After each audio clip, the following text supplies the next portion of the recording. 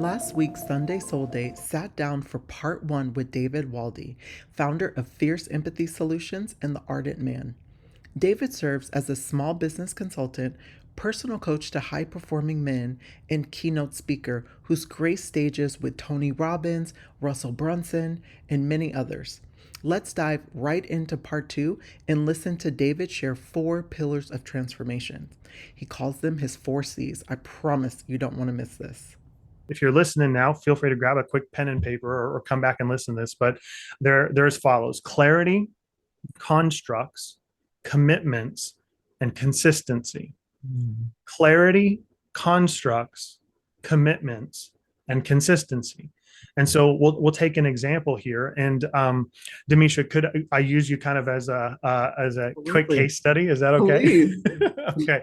So give me any area of your life, whether it's business related, health related, relationally, any area of your life, you're like, hey, I really would like to see transformation in this area. I'd really like to see some different results. And you can anything that you can think of Okay, I'm gonna go with my health, my physical health. with your health. Okay. So the first thing that the first mistake that people make when we talk about transforming our health is that we go out and we think, I need to do this to fix my health. What do I need to do? We start asking, what do I need to do to fix my health? Right? Or what do I need to do to bring it more into alignment? Or what do I need to do to lose some weight? Or what do I need to do to build some muscle? What do I need to do to get healthy? And it's a great question. Those are great questions. They're just not the best first question. The Mm. best first question that I found anytime that we want to create transformation in any area is who do you need to become? When you take a step back and you say, okay, I want to get clarity on this, which is step number one. Instead of looking at what you need to do to fix everything, you have to start to create and develop a vision and a version for who you want to become and why you want to become that person.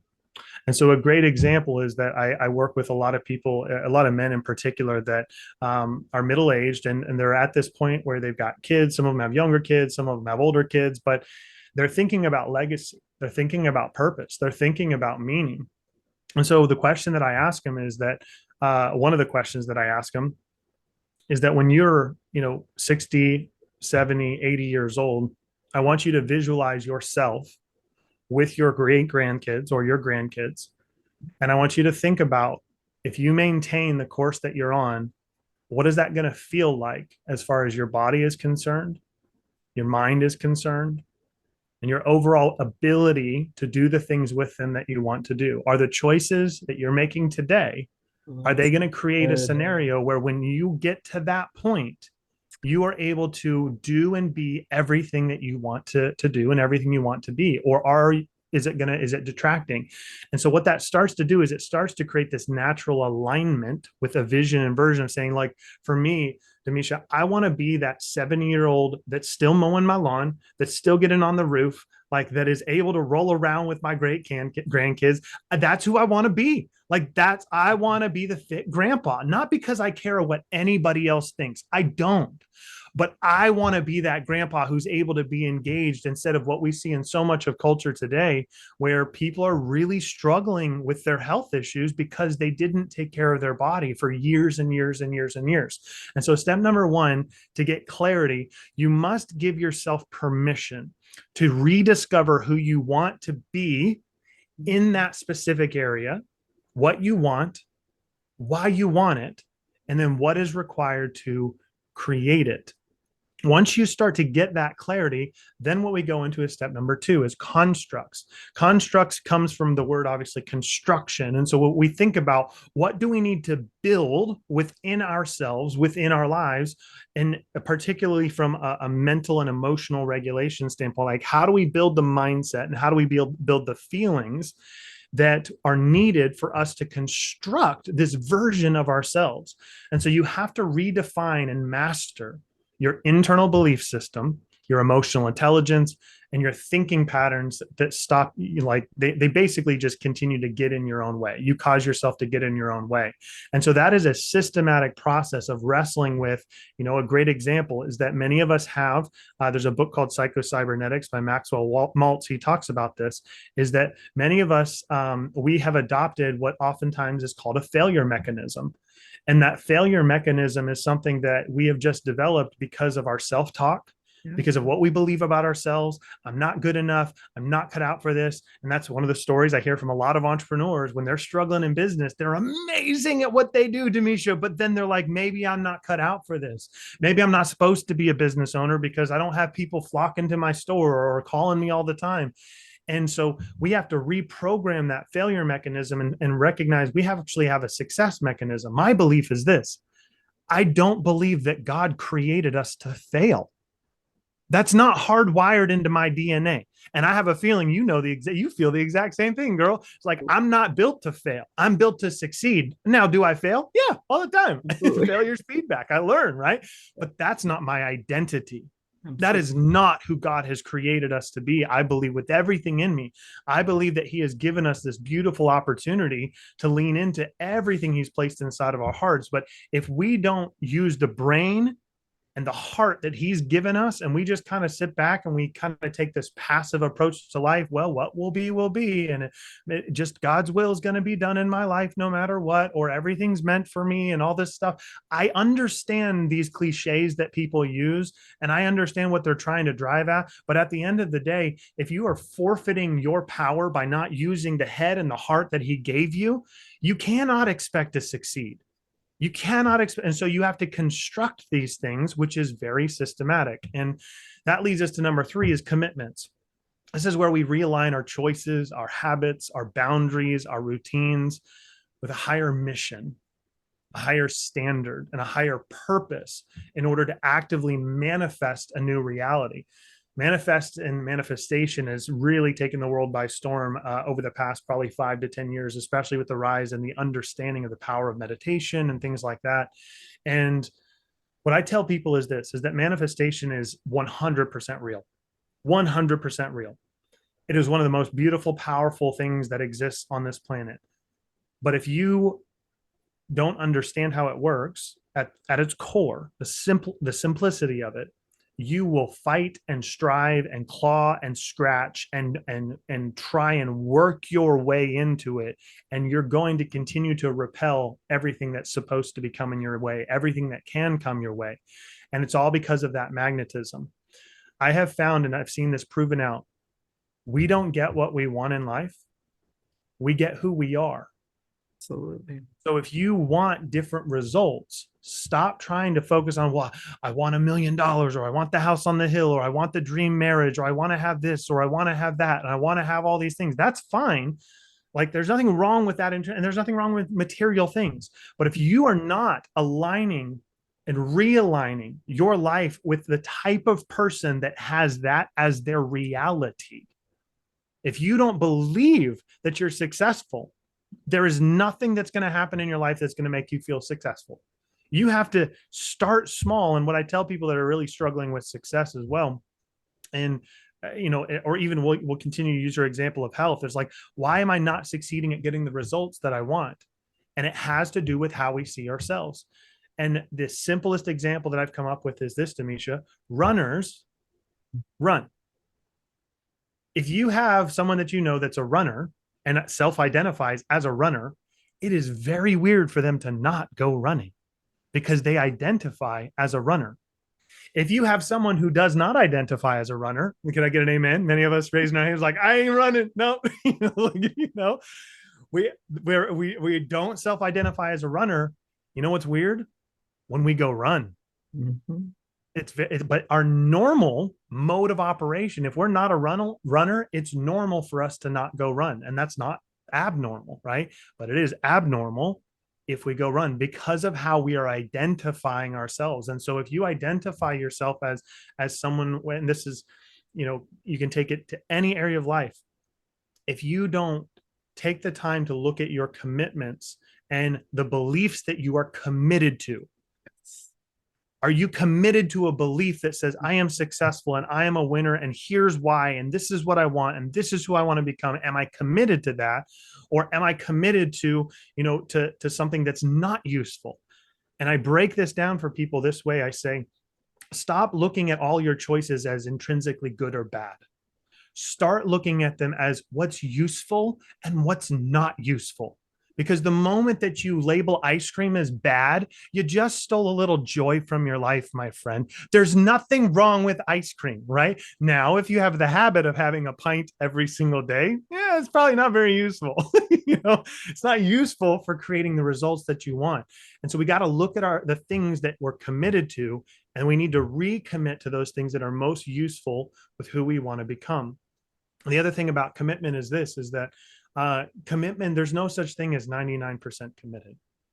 Like and people kind of balk at that. They're like, yeah, no, I'm committed. I'm like, but then you're not committed. You're literally missing the definition of the word. And they're like, no, no, no. Like I'm really committed. No, I'm like, you're either committed or you're not. They don't like when I say that.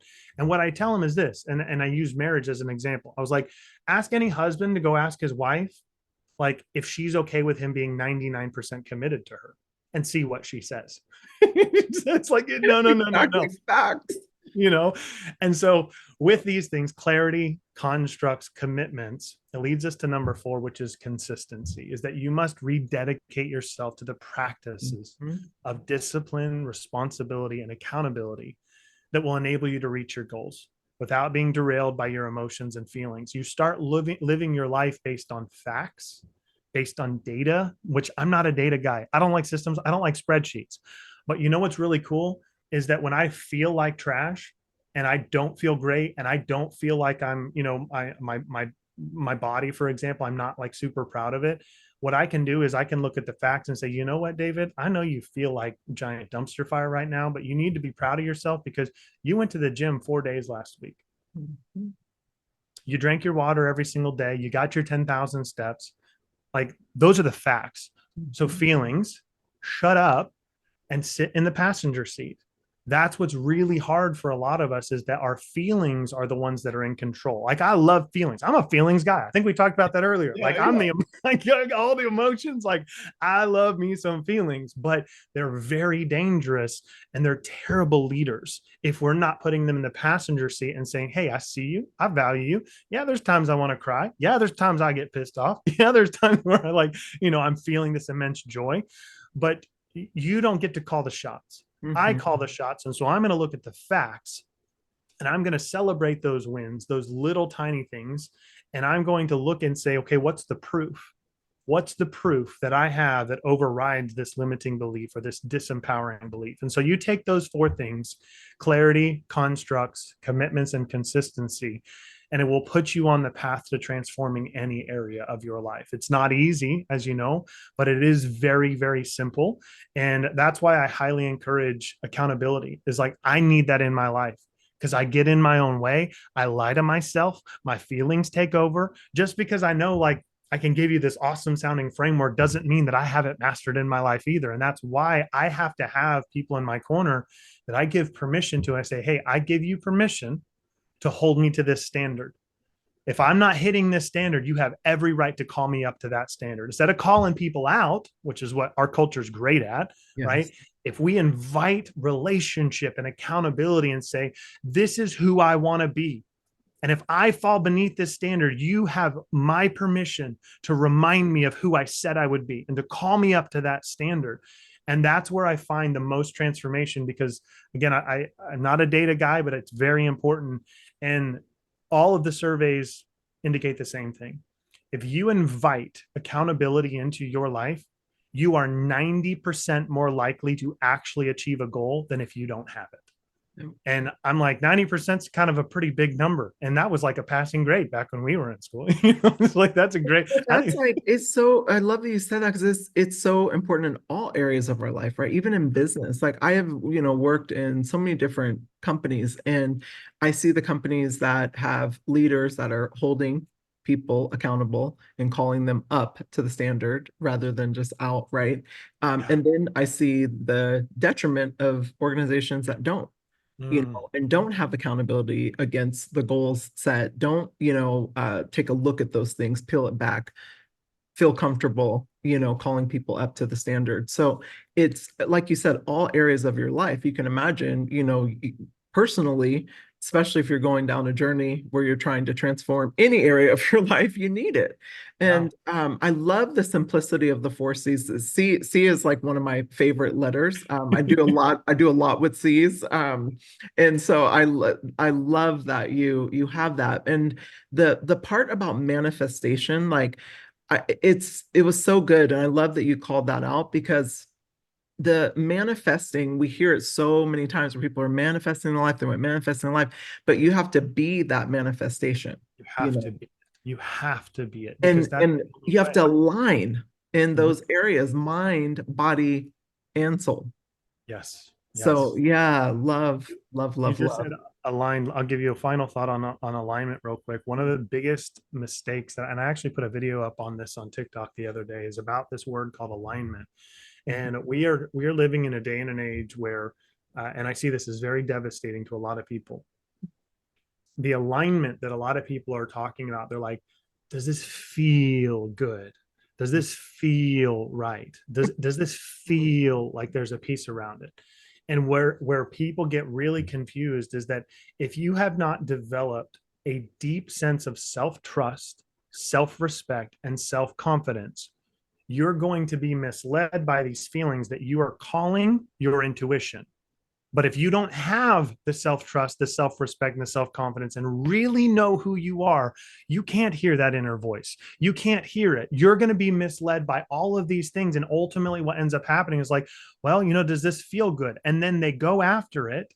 And because it feels aligned, quote unquote, and they repeat the same patterns over and over and over and over and over again. And then they get really frustrated and they're like, why isn't it like I'm not manifesting anything? Why is nothing changing? It's the same thing, is because you're operating from a flawed like premise. The flawed premise is that I need to only do what makes me feel good. Yes. My friend, anyone listening, if someone told you that, I'm sorry, you were lied to. Because I can tell you, and Damesha can tell you, the most valuable, beautiful things that we have in our lives came through immense dedication, consistency, commitment, struggle, pain, and difficulty. But we pushed through regardless of how we felt. And it's when you can, again, you shift that it's like the chiropractic. It's uncomfortable, but it feels really good afterwards, right? When you bring yourself into alignment and say, no, this is who I am, regardless of how I feel. I don't feel like going to the gym most days. I don't feel like working on my business most days. I don't feel like doing a lot of these things. And that's why I was saying, if you want to manifest truly, you have to take what is in here and in your mind, in your heart, and you have to actively create it by becoming the type of person who is deserving of those type of things. So good. Love your add-on. That was so well said. And it's just so spot on with the uncomfortability. You tell people like get comfortable with the uncomfortability. That's where the sweet stuff happens, Yeah.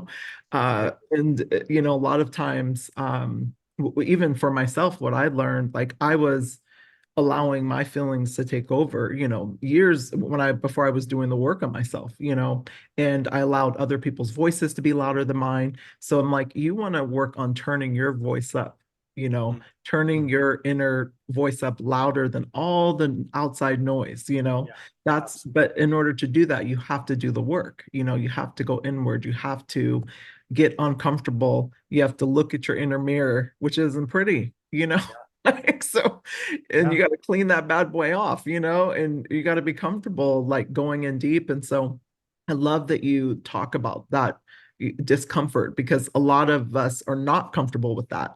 And we think, oh, well, it doesn't feel right. It doesn't feel right. Look, feelings are supposed to still be there, right? They're there for a reason. But Mhm. similar to you, like you had said, put them in the passenger seat. I think Elizabeth Gilbert, the amazing Elizabeth Gilbert, she talks about putting them in the back seat, like they're still Oh, there. She's like, I'm like, okay, no feelings, shut up. You be quiet. You're in the back seat. You can't tell me what to do. So yeah. I love that you guys both use a car analogy. That's so great.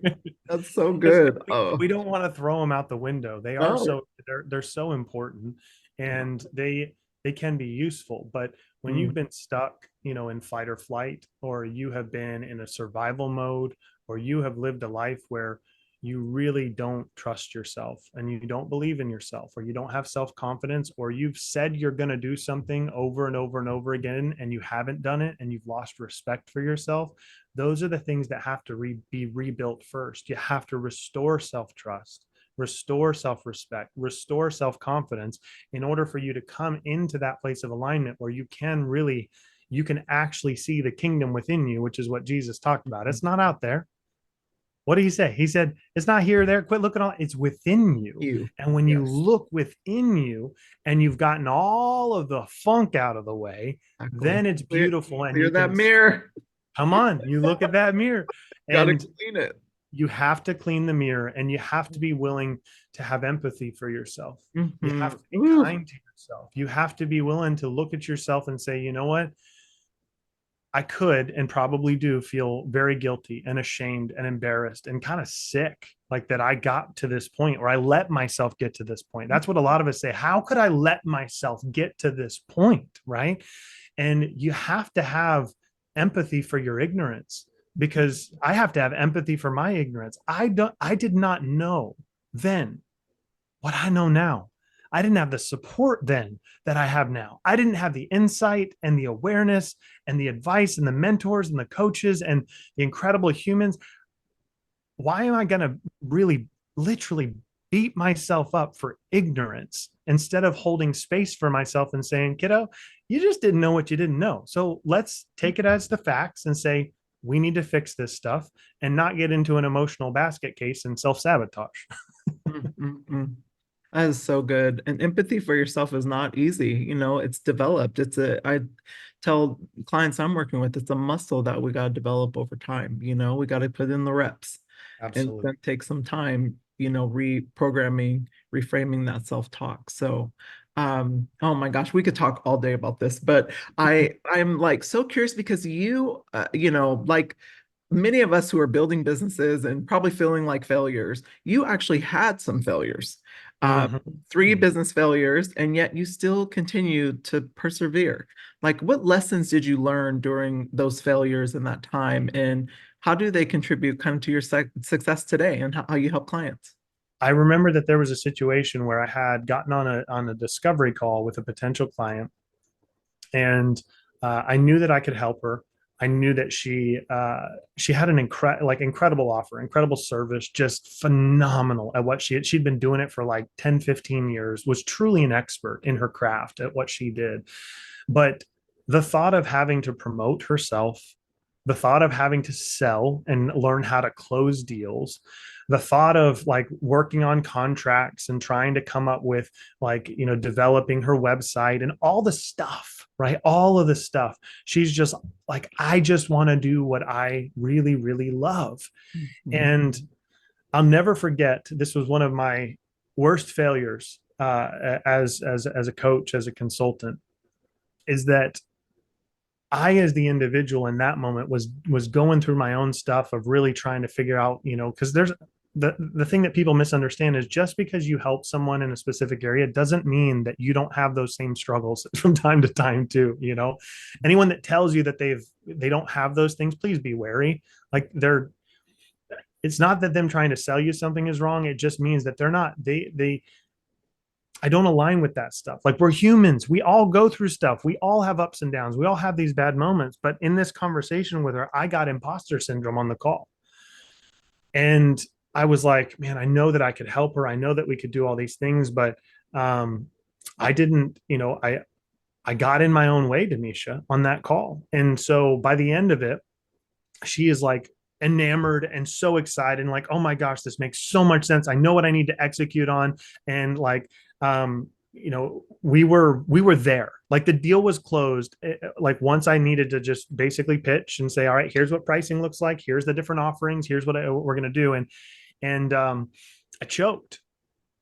And I just said, thanks so much for your time. Have a great rest of your day. And I got off the call. And I sat back and I took this deep breath and I was like, oh, man, I think I missed a big opportunity there. What is going on? And I just internalized, right?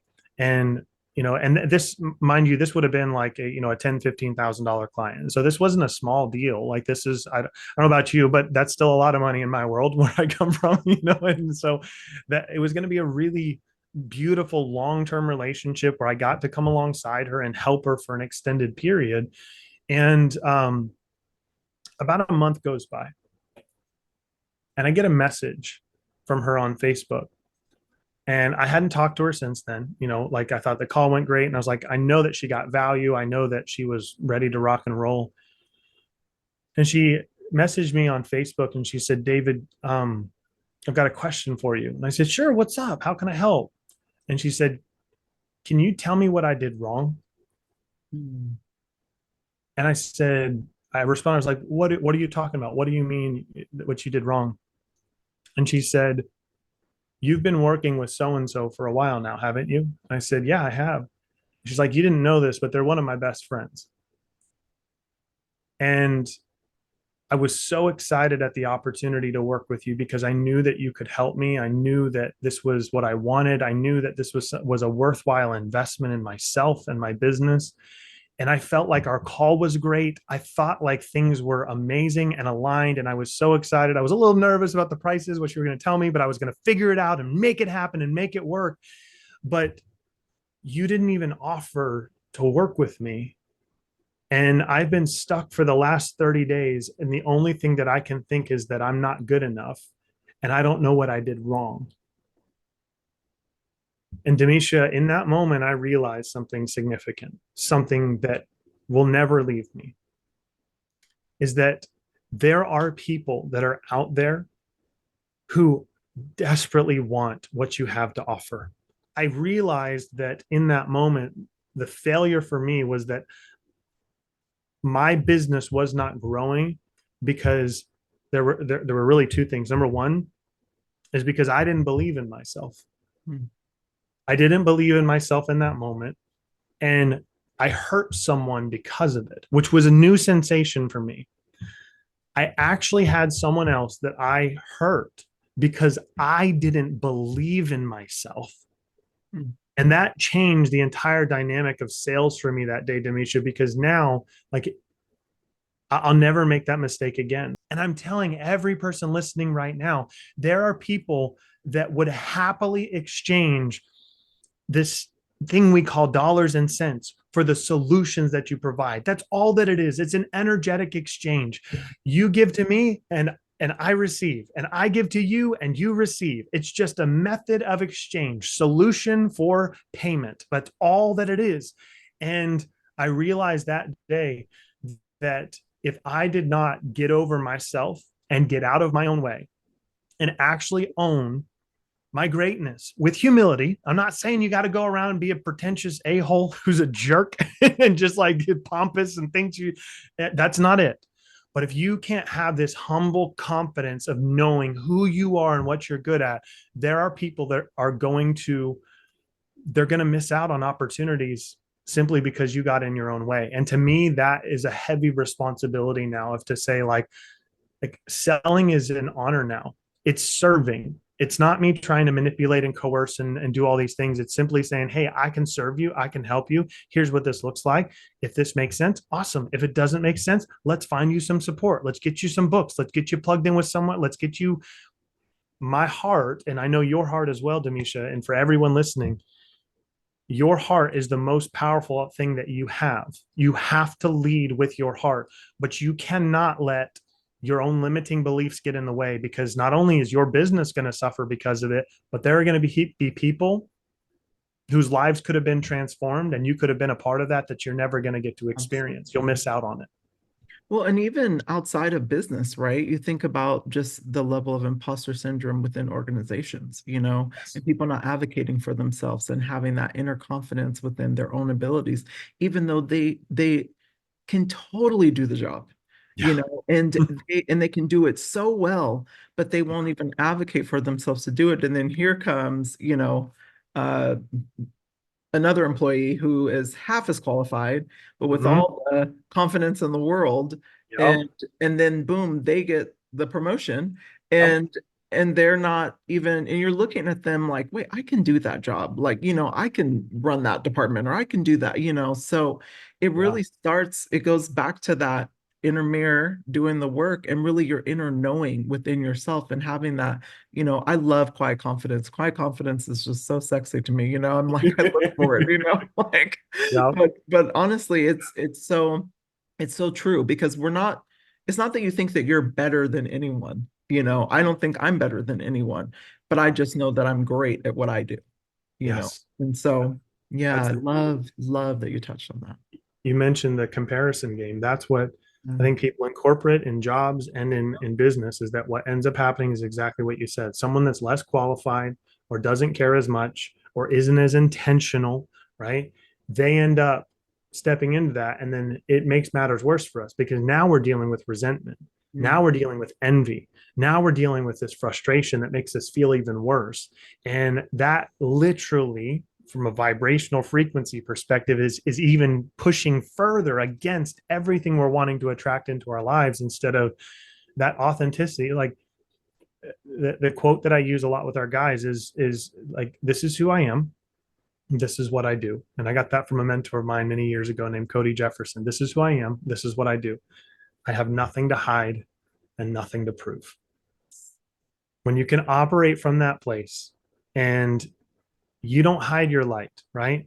Don't put it under a bushel, right? What does the scripture say? Take your light and like let it shine. Let it it's shine. fine. That's an Right. old one. Come on, we're gonna sing today. I Let it love it. shine. Let it Let it shine. shine. Let it shine. Right? I love that. That's what it is. And especially for those of us that come from different faith backgrounds that have been taught about altruism and humility and kindness and gentility and like these things, you can be that's why fierce empathy is one of my favorite things is that you can be fierce and you can be empathetic, right? You can be courageous and confident and you can be humble, right? You can be a leader and you can be a servant, right? Those two things, when they come to it's the yin and the yang, right? It's Yes. the Tao, it's Love to say all of the that. stuff. It's like you bring it together and you just live in alignment with that version of you that you say that you want to be and that you're aspiring to every day.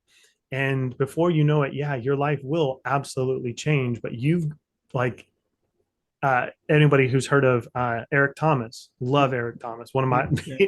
my boy. Yeah. He has a book out called You Owe You. Yes. What I'd love to challenge people with today is like you owe you. Hmm. Like you owe this to yourself. Like how long is it going to be right before you finally give yourself permission to win, to succeed, to get out of your own way? You owe you. You are deserving of it. You have the identity that's been placed inside of you by God as a son or a daughter, which makes you a prince or a princess, whether you like it or not. And so, do you know who you are?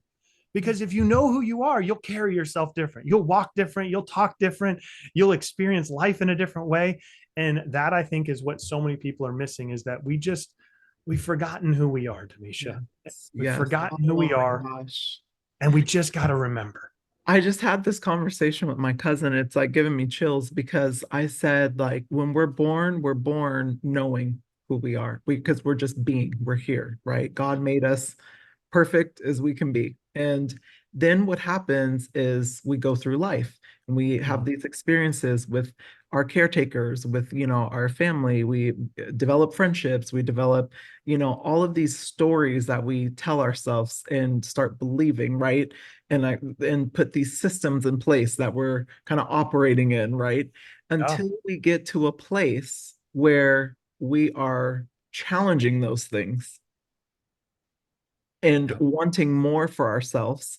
yeah, And then that's when the work comes in and we start doing more work and yeah, unlearning and relearning, right? yeah, And then from there, it's like we want to continue to step into who we were intended to be before yeah, all of that stuff hit us. yeah, So then my goal is to get to a place once I meet my creator, who I call God, I know you call God, he recognizes me.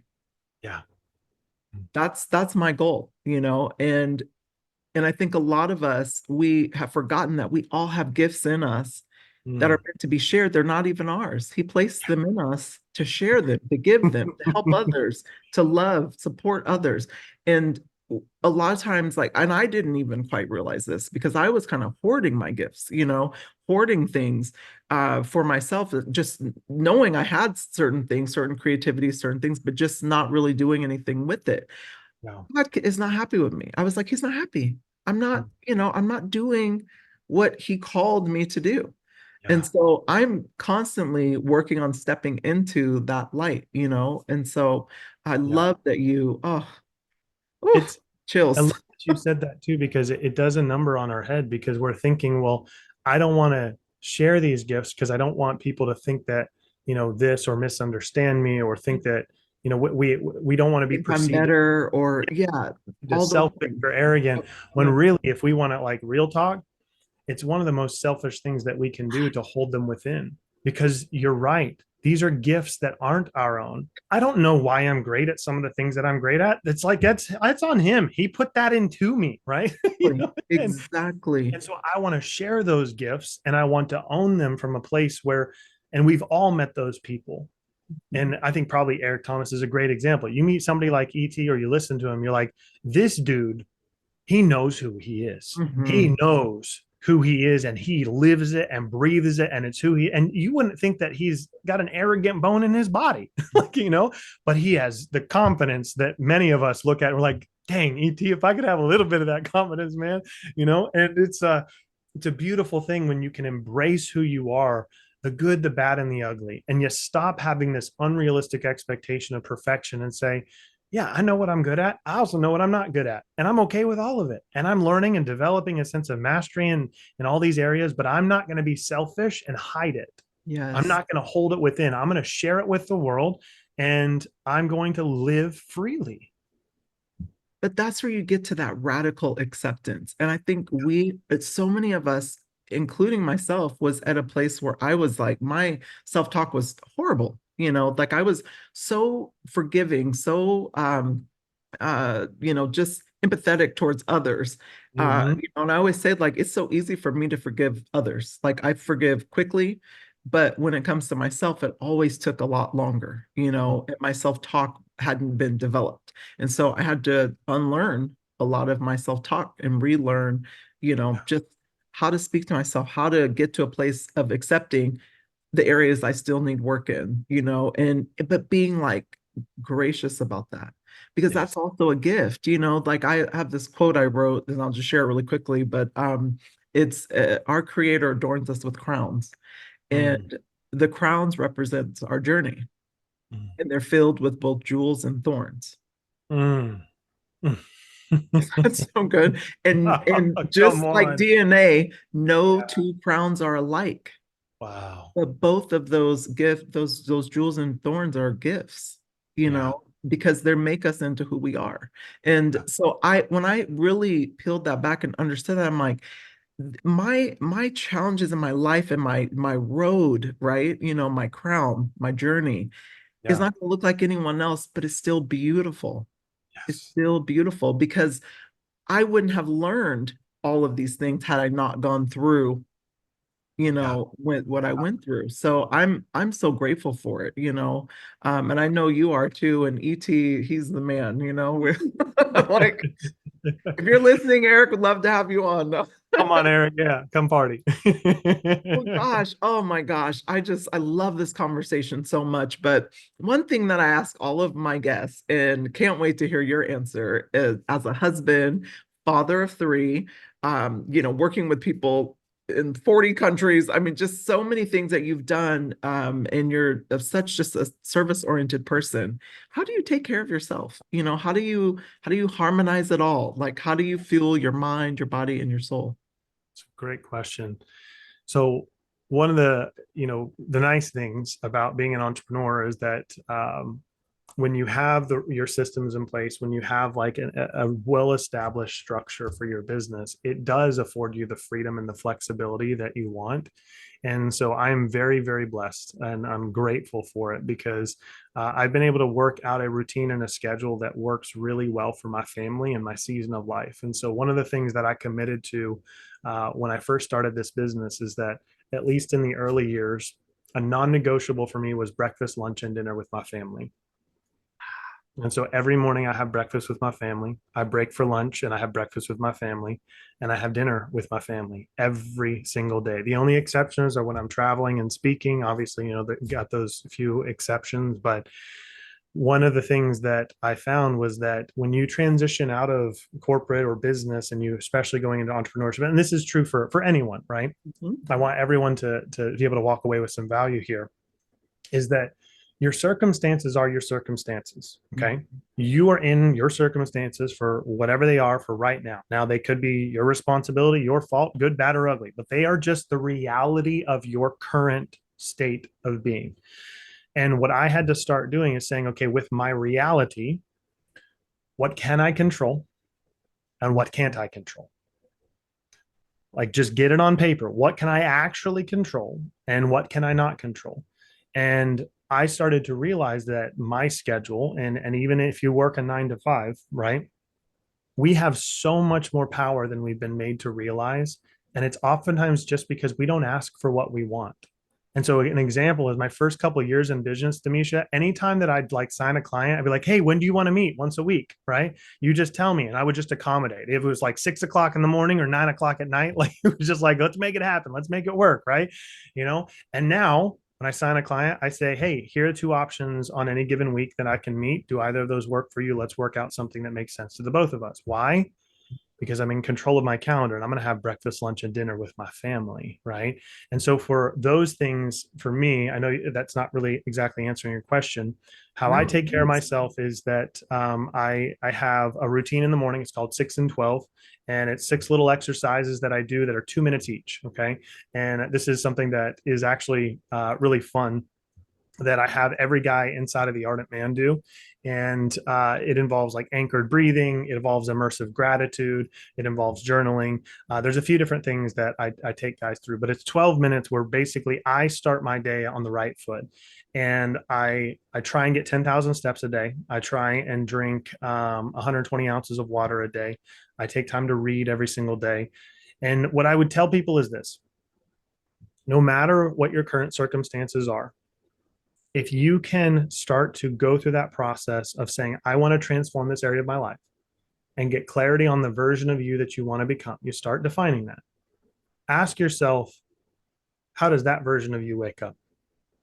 What time do they wake up? What time do they go to bed? What are they doing when like that version of you, like you in the future? What is future you? What time are they snoozing or not? Right? Are they eating that food or not? Are they making those calls or not?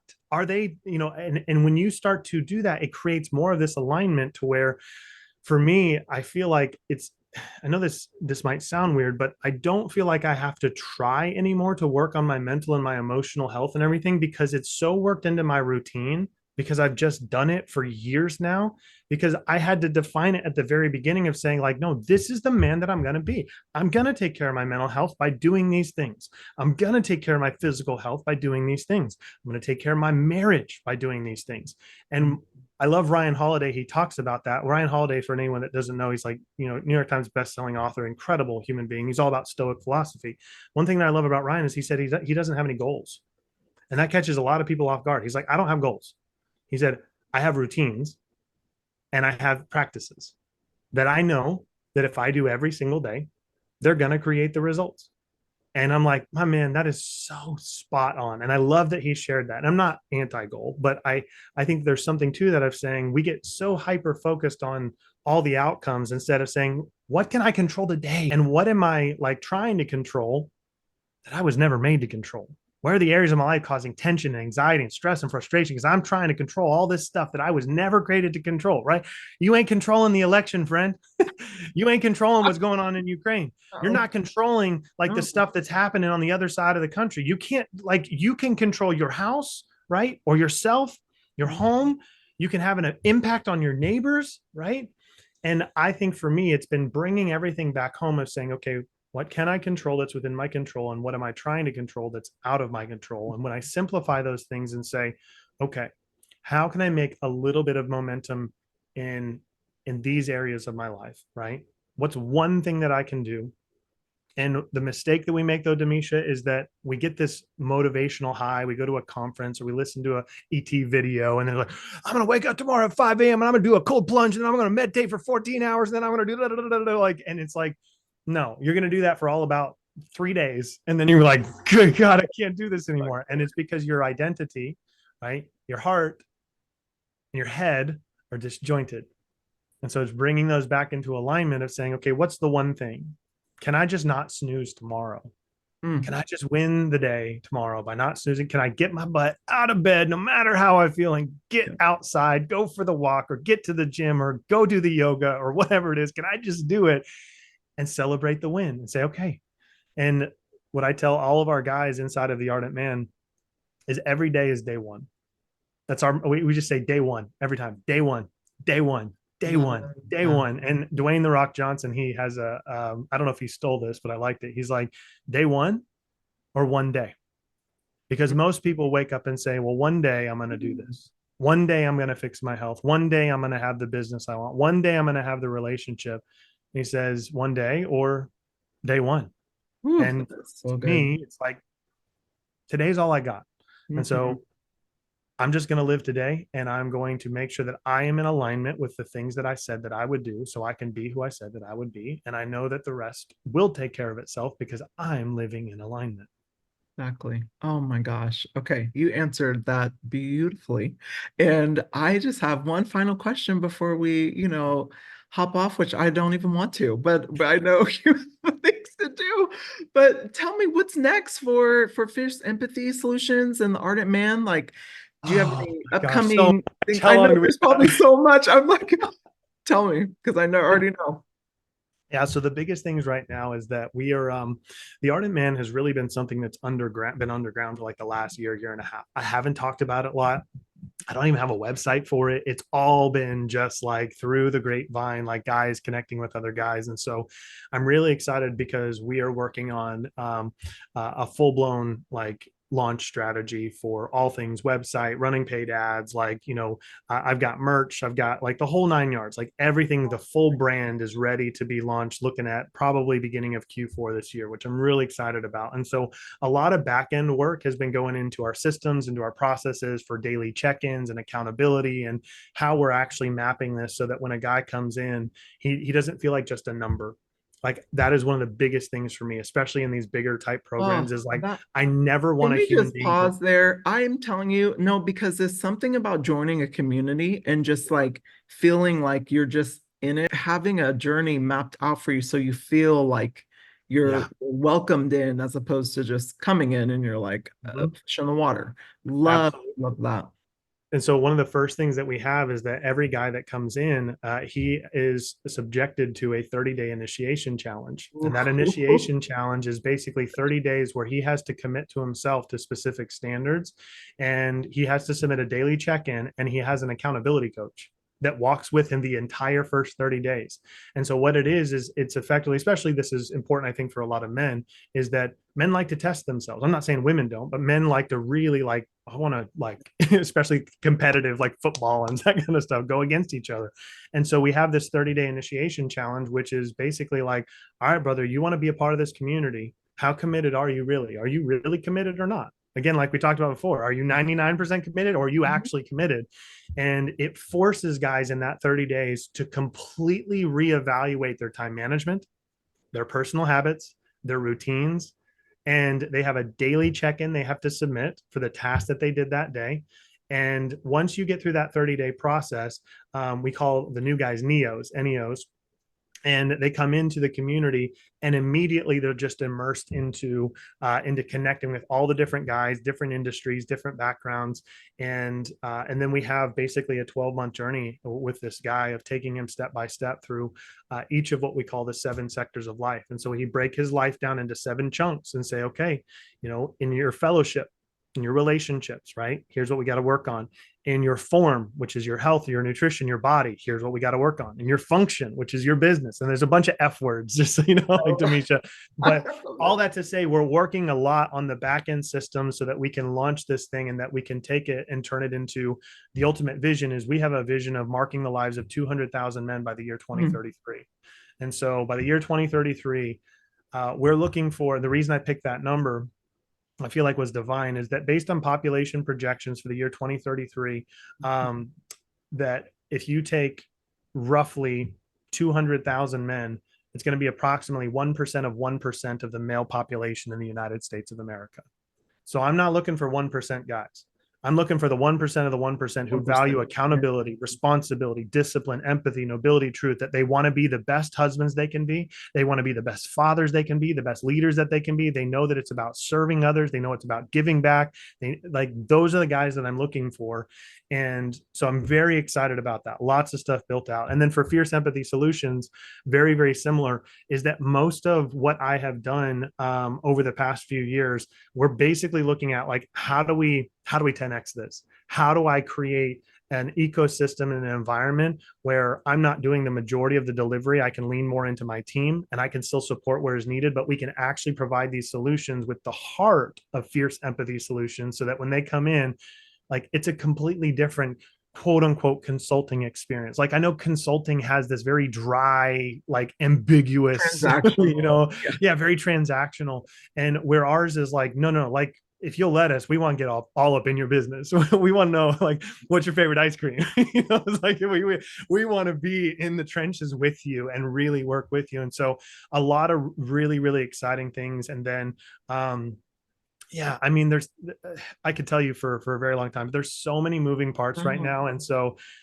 we talked about time management. That's a huge thing for me, is that I have to be very disciplined with my time. And I'm also learning at a whole new level how much I have to trust other people, and how I have to really, really say, you know what, I know I could do this, but it's actually better for everybody if I delegate it. It's so much better if I entrust this person. And I'm over here like, are they going to mess it up? It's like, but I'm learning how to be a better leader. I'm learning how to help people operate in their gifts, in their strengths, and to love and do what they do best. And so it's very exciting, but it's stretching too. It's stretching. And so, Absolutely. but it's a beautiful season and it's super I fun. love it. Thank you. Oh my gosh. Thank you so much for sharing. And I will definitely add you to my prayer journal.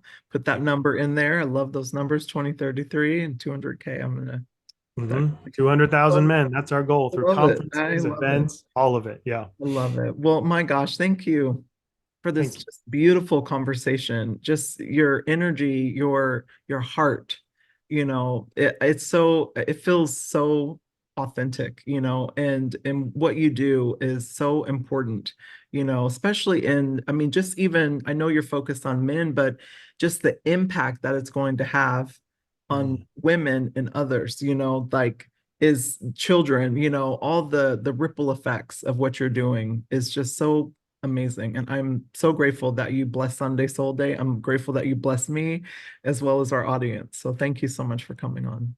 Damesha, it was an absolute honor, my friend. And keep doing your thing. Keep shining your light. I love you. You got a fan in me. I'll always be a fan. You Thank, got me. So I'm thank grateful you for you. so much. Thank you. And everyone, have an amazing Sunday. This is just awesome. Thank you so much.